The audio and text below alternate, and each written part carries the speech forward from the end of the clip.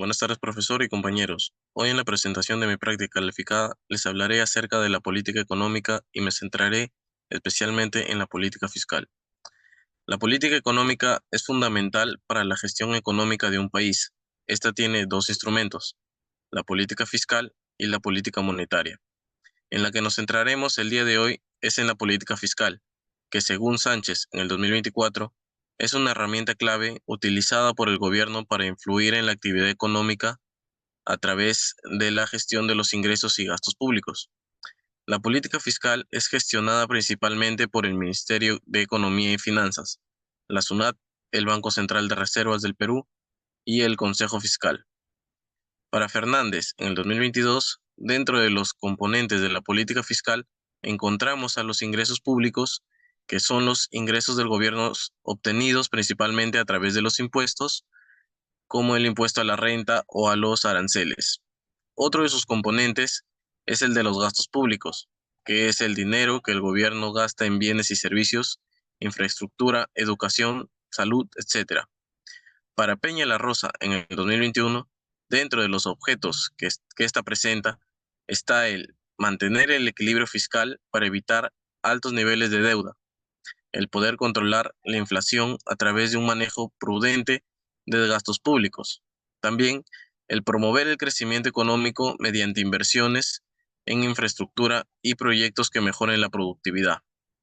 El implementar programas de bienestar social y subsidios que mejoren las condiciones de vida de los sectores más pobres. Asimismo, el fomentar un entorno favorable para la inversión privada mediante incentivos fiscales. Por último, el responder a crisis económicas y emergencias con ajustes en el gasto público y medidas de estimulación fiscal. Para Martínez, en el 2023, divide a los tipos de política fiscal en dos, la política fiscal expansiva y la política fiscal contractiva. El primero tiene como objetivo el estimular la económica mediante el aumento del gasto público y la reducción de impuestos. Esta se aplica durante un caso de recesión para aumentar la demanda agregada. El segundo tiene como objetivo enfriar la economía sobrecalentada mediante la reducción del gasto público y el aumento de impuestos. Este tipo de política se aplica cuando hay casos de alta inflación o desequilibrio macroeconómicos. Ahora, dentro de los instrumentos de la política fiscal encontramos a tres tipos: la política de ingresos, la política de gastos y la política de transferencias.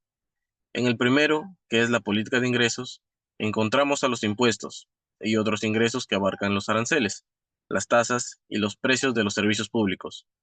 El segundo es la política de gastos. Abarca el gasto corriente, que son los salarios de los trabajadores públicos, las compras de bienes y servicios, entre otros, y el gasto de capital, que abarca la inversión en infraestructura, en educación, en salud, etc. Por último, está la política de transferencias, que abarca los subsidios a empresas o sectores específicos, y los beneficios sociales, que abarca la asistencia social, entre otros. Por último, a manera de conclusión, podemos decir que la política fiscal es una herramienta crucial para la gestión económica, utilizada para influir en la actividad económica, distribuir la riqueza y lograr objetivos macroeconómicos. Sin embargo, su eficacia depende de un diseño adecuado, la implementación oportuna y una gestión prudente de las finanzas públicas para evitar problemas a largo plazo. Muchas gracias.